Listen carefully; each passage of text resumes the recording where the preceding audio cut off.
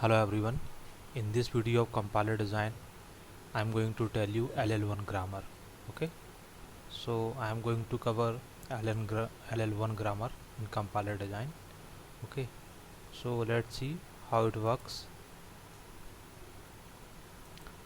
Just a moment. Okay.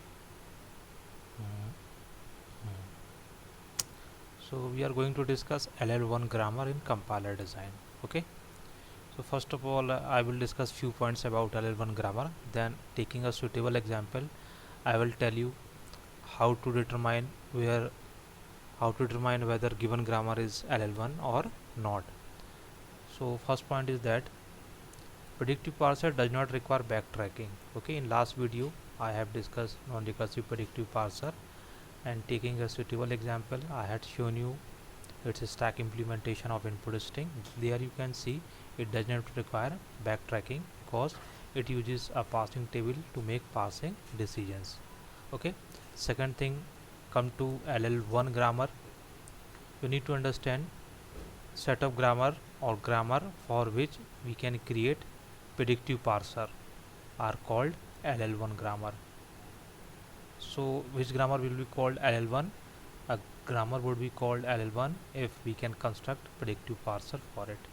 Okay, and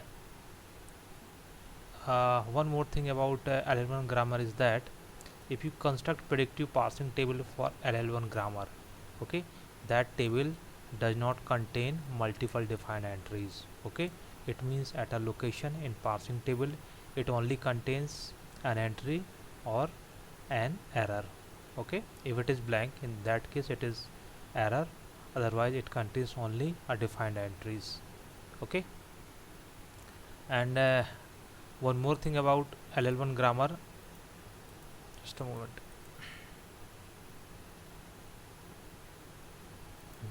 One more thing is about LL1 grammar. What does this L means, and what does this second L means? Okay, and what does this one means? So look at here.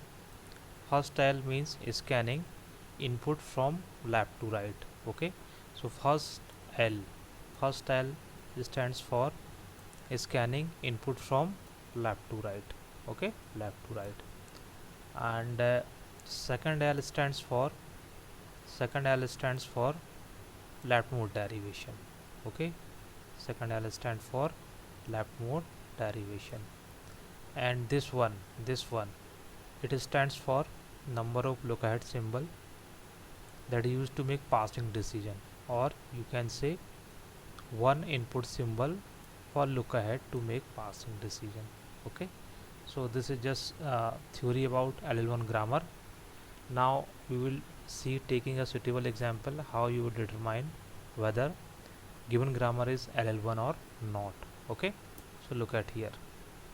Okay, suppose first of all we will see a grammar which is LL1, then we will see grammar that is not LL1. Okay, just a moment. Okay, so this grammar has been given to you. Okay, and you could be asked to determine whether given grammar is LL1 or not. So I had already solved this question in my previous video in non-recursive predictive parsing. So how I have constructed this parsing table, you can see watching my that video. Okay, I'm just directly telling you how to determine this grammar is LL1 or not.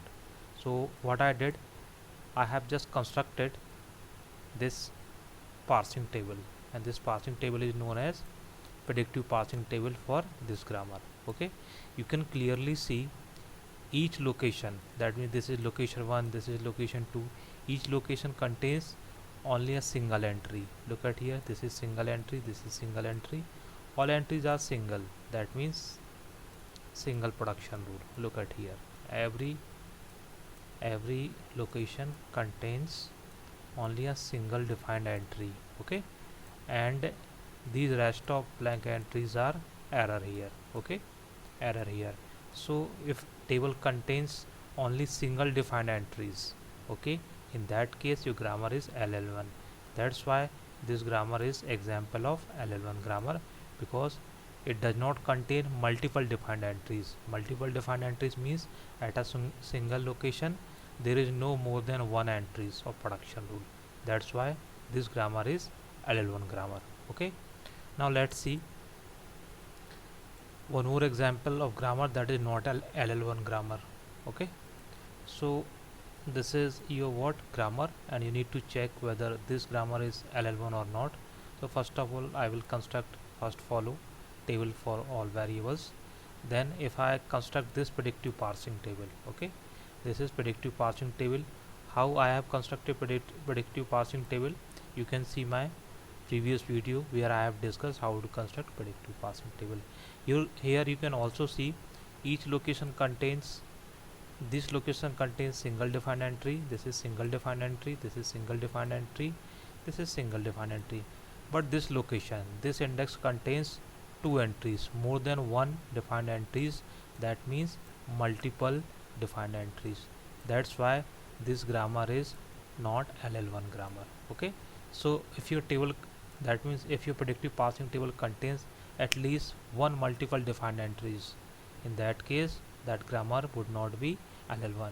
So this grammar is not example of LL1. Okay, how I have constructed this table, you can see my previous video on non-recursive predictive parsing.